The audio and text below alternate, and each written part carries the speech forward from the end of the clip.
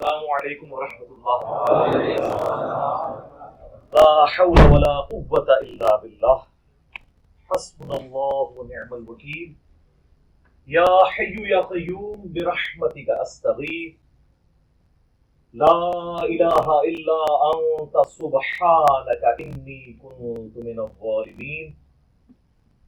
اللہم صلی علی محمد وعلی آل محمد واصحاب محمد اجمعین الی یوم الدین. آمین. مفتی صاحب آئے ہوں اس کے بعد اتنے سوالات کیسے آ سکتے ہوں؟ انہوں نے ٹھیک ہے. 5 منٹ کی جو ان کی ویڈیو تھی نا جی، جاتے جاتے انہوں نے جو ڈرتے ڈرتے ایسے ایسے دیکھتے ہوئے بنائی اور جس طرح آئے تھے ویسے ہی چلے گئے، اس کو میں 10 علمی پوائنٹس کی شکل میں ڈسکس کروں گا. اس کے جو ان کے جو فرامین ہیں نا ان کی شرح بیان کروں گا. علمی پوائنٹ نمبر 1، انہوں نے کہا میں 22 گھنٹے کا سفر کر کے آیا، کتابوں کا بورا اٹھا کے لایا.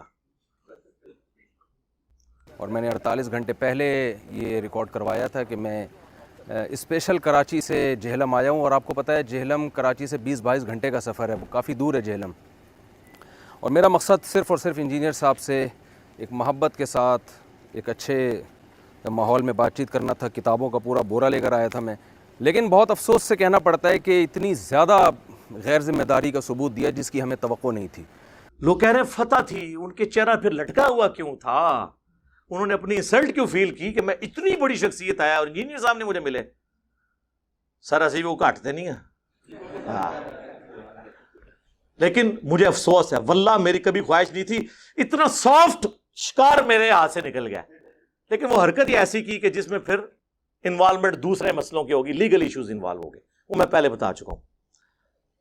یہ ان کا سفید جھوٹ ہے کہ 22 گھنٹے کا سفر کر کے آئے. یہ بائی ایئر آئے ہیں، وہ 2 گھنٹے کا سفر ہے. سمجھ آئی؟ یہ جھوٹ بولا. 22 گھنٹے کا تو میرے جیسے غریبوں کا سفر ہوتا ہے نا. اور کہا جی گاڑی میں وہ گاڑی اسلام آباد سے جہلم تک آئی تھی، تو 1.5 گھنٹہ 2 گھنٹہ یہ لگا لیں، 4 گھنٹے کا ٹوٹل سفر ہے. پکڑے کیسے گئے یہ جب ایئرپورٹ اترے وہاں ہمارے اسٹوڈنٹس تو ہر جگہ بکھرے ہوئے ہیں، انہوں نے ان کو دیکھ لیا، پاس گئے. یہ سر ہمارا ہی حوصلہ ہے. میں نے سب کو کہا ہوا ہے کہ ہر بندے کی رسپیکٹ کرنی ہے. وہ مفتی صاحب کو ملے اور کہا کہ مفتی صاحب آپ اسلام آباد آئے ہیں تو پھر انجینئر صاحب سے ملیں گے. کہتے ہیں ان کو ساتھ ہی رنگ فاق ہو گیا کہ انہوں کس طرح پتہ لگ گیا.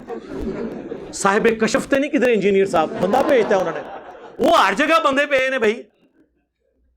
پھر انہوں نے کہا مفتی صاحب آپ کے ساتھ سیلفی لینی ہے. انہوں نے سیلفی بھی لے لی اور وہ سیلفی انہوں نے ہمیں بھیجی ہوئی ہے. لا دیں یہ ویڈیو، لا دیں لا دیں لا دیں لا دیں لا دیں لا دیں. سر ہوا کچھ یوں تھا اس دن کہ سوموار والا دن تھا، 4 تاریخ تھی، اور 2:35 پہ نا میرے بھائی کی فلائٹ تھی.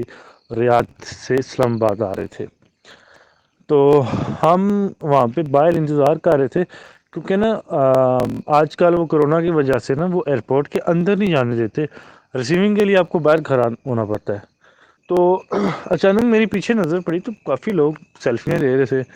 میں نے کہا یار پتہ نہیں کون آیا ہوا. میں دوست کو بولا، میں نے کہا یار پتہ نہیں کون آیا ہوا ہے، لوگ سیلفیاں لے رہے ہیں. خیر چھوڑو، ہم بھائی کو دیکھتے ہیں. پھر وہ جو میرا دوست تھا وہ اس کی نظر پڑی، وہ کہتا مفتی صاحب آئے ہیں. تو جب دیکھا تو واقعی مفتی صاحب تھے. پھر ہم گئے، جب ان کے پاس سیلفی لینے گئے نا تو وہ پریشان تھے، مطلب اس وقت بھی پریشان تھے. ان کا پریشانی اس وجہ یہ تھی کہ جو بندہ ان کو لینے آ رہا تھا نا وہ نہیں تھا پہنچا، کیونکہ وہ اس کا انتظار کر رہے تھے. اس کو بار بار فون ملا رہے تھے کہ بھئی تو کدھر ہے. تو پھر ہم نے سیلفی لی. اس کے بعد ہم نے کہا جی آپ انجینئر علی مرزا صاحب سے بھی ملنے آئے ہیں، تو کب آ رہے ہیں اکیڈمی؟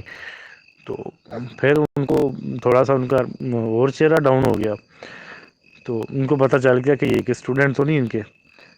پھر ہم سے انہوں نے سوال کیا کہ آپ اکیڈمی جاتے ہیں؟ تو ہم نے کہا جی ہم جاتے ہیں اکیڈمی. تو پھر جب انہوں نے یہ سنا نا تو ان کا چہرے کے تاثرات اور زیادہ چینج ہو گئے، مطلب کہ ان کا چہرہ الگ ہو گیا. تو پھر ہم میرے ساتھ جو دوست تھا نا وہ کہہ رہا ان سے مزید بات کرتے ہیں، مطلب نا آپ تو پھر وہ میں نے کہا یار چھوڑو، بحث کا ٹائم نہیں ہے ادھر، پھر خواہ مخواہ کوئی تماشا بنے گا تو مقصد نہیں ہے۔ تو بہرحال یہ ہے کہ علی بھائی کا جب انہوں نے نام سنا اور اس کے بعد ان کے چہرے کے تاثرات چینج ہو گئے، مطلب ان کے ذہن و گمان میں بھی نہیں تھا کہ مجھے کوئی ان کا اسٹوڈنٹ ملے گا۔ اصل میں مسئلہ ان کا یہ ہوا کہ وہ ایئرپورٹ کے باہر آ گئے اور جو بندہ ان کو لینے آنا تھا وہ ابھی تک پہنچے ہی نہیں، اس کو لگاتار وہ فون کر رہے تھے۔ تو بہرحال ان کا یہ سین بن گیا۔ تو پھر تھوڑی دیر بعد مطلب ہم وہاں پہ تھوڑی دیر کھڑے ہوئے، پھر ہم واپس آ گئے بائک کی طرف۔ میں نے کہا یار یہ نہ ہو ہمیں بھائی دیکھتا آ رہے ہو، ہم ادھر کھڑے رہے۔ پھر کافی دیر بعد ان کا وہ بندہ آیا کوئی لینے کے لیے، پھر اس کو ملے، پھر اس کے ساتھ چلے گئے۔ بہرحال ہم سے یہ مسٹیک ہوئی ہے کہ ہم آپ سے رابطہ نہیں کر سکے، آپ کو بتا نہیں سکے۔ اس کی وجہ یہ تھی کہ ہمیں ایک یہ ٹینشن تھی ہم نے نیچے جانا ہے، بھائی پتہ نہیں کس راستے سے اوپر آ جائے، وہ ہمیں ڈھونڈتا رہے، میں ان کو ڈھونڈتا رہا ہوں، موبائل ان کے پاس سم بھی نہیں ہے پاکستان والی۔ تو بہرحال پھر وہ اس ٹینشن میں ہم نیچے چلے گئے، انتظار کرتے رہے تقریباً بھائی جا کے تقریباً 4:25-30 منٹ پہ باہر آئے ہیں کیونکہ وہ کرونا ٹیسٹ وغیرہ ہو رہے تھے۔ پھر ہم وہاں سے نکلے، ہم نے واہ کینڈ جانا تھا، وہ بھی ٹینشن تھی، پھر واہ کینڈ چلے گئے، وہاں سے پھر واپس اسلام آباد جانا تھا، پھر تقریباً ہم رات 12 بجے پہنچے، بس اس ٹینشن میں تھے۔ اور پھر وہ ہمیں یاد نہیں رہا بتانے کا، بس ہماری یہ مسٹیک ہوئی ہے۔ پھر اگلے دن بھی بیزی رہے ہیں، تو بس اس ٹینشن میں ہم آپ کو بتا نہیں سکے۔ اصل بھائی نا پتہ کیا، وہ ان کا یہ سین تھا نا، ان کے یہ تھا کہ میں جو ایئرپورٹ سے نکلوں گا نا تو ساتھ ہی گاڑی میں بیٹھ کے تو اللہ حافظ، مجھے کسی نے دیکھنا نہیں ہے۔ وہ بیچارے اتنی دیر کھڑے رہے جناب، فون پہ فون، فون پہ فون، فون پہ فون، اس کو ملا رہے ہیں کہ یار تو کدھر ہے، کب آئے گا۔ تو وہ کافی لیٹ بندہ پہنچا۔ تو پھر یہ تھا کہ میرا جو ساتھ دوست تھا نا وہ بھی علی بھائی کا لسنر ہے، تو اس نے نا مجھے کہتا کہ یار آؤ ان سے بات کرتے ہیں، ساتھ ویڈیو بناتے ہیں، تو آپ ویڈیو بنانا میں بات کروں گا ان سے نا۔ تو میں نے اس کو منع کیا، میں نے کہا یار چھوڑ، ابھی یہ ٹائم نہیں ہے، ان کا موڈ بھی کچھ آف سا ہے دفعہ کا۔ اور یہ اصل میں مجھے یہ تھا کہ پراپرلی آپ لوگوں کے ساتھ رابطے میں ہیں اور آئے ہیں، اور آپ سب کو پتہ ہوگا، تو اگر مجھے اس چیز کا علم ہوتا نا تو میں فوری رابطہ کر لیتا۔ مجھے اس چیز کا علم ہی نہیں تھا، یہ تو بعد میں مجھے پتہ چلا کہ یہ تو کوئی فلم اور ڈال کے چلے گئے ہیں۔ اور پھر ساری سچویشن جو میں نے پیچھے دیکھی ہے، پھر اس کی کہانی کی مجھے سمجھ لگی کہ یار یہ اتنے ایئرپورٹ میں کھڑے اتنے پریشان کیوں تھے کہ بندہ کب آ رہا ہے۔ حالانکہ ان کی تو فین فالوئنگ اتنی زیادہ تھی ایئرپورٹ پہ جناب، کبھی کوئی جیسے آ کے سیلفی لے رہا ہے، کبھی کوئی لے رہا ہے، تو حالانکہ بندے کو خوش ہونا چاہیے کہ یار میرے اتنے زیادہ لوگ چاہنے والے آئے ہیں، تو خوش ہونا چاہیے تھا، پر ان کے تاثرات ہی الگ تھے۔ کیوں الگ تھے؟ وجہ یہی تھی کہ مجھے کوئی علی بھائی کا اسٹوڈنٹ نہ دیکھ لے، تو آگے تک بات نہ چلی جائے۔ بھائی یہ تو بعد میں پتہ چلا جب انہوں نے یہ سارا ڈرامہ کریٹ کیا۔ تو پہلا جھوٹ یہ کہ 22 گھنٹے کا سفر نہیں، 2 گھنٹے کا سفر۔ دوسرا یہ ساتھ ہی اس کے یہ جو انہوں نے کہا کہ بورا لے کے ہوں کتابوں کا، سر قرآن و حدیث سے دلائل دینے کے لیے بوروں کی ضرورت نہیں ہوتی، یہ بابوں کی کتابوں سے حوالے دینے کے لیے بوروں کی ضرورت ہوتی ہے۔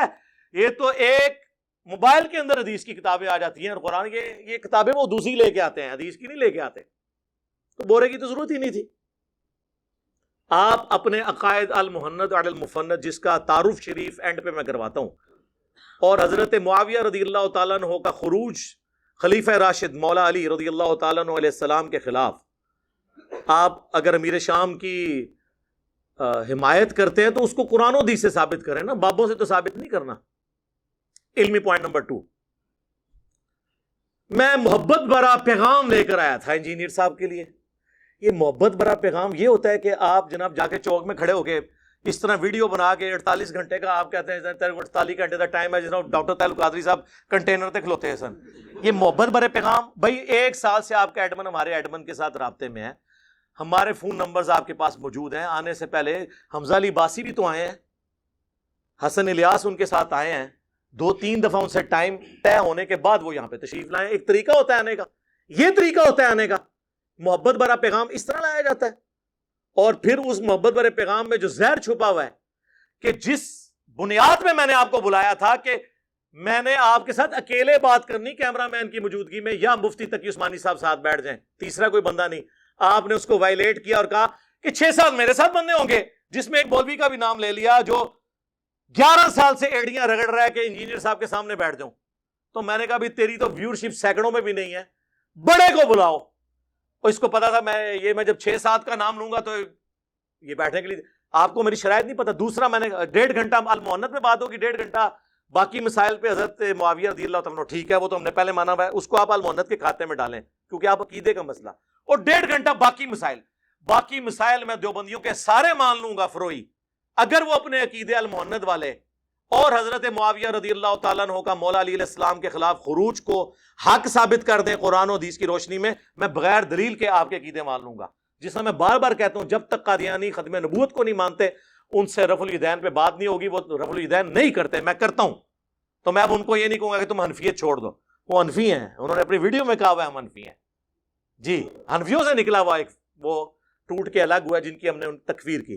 We follow generally Imam Abu Hanifa's fatwa were very largely accepted by the ulama, and unless we find reasons to disagree with him, we would generally follow the fiqh Hanafiya. Investigate personally directly. The overbearing principle should be that you follow Hazrat Imam Abu Hanifa. This is the entire attitude of Jamaat Ahmadiyya.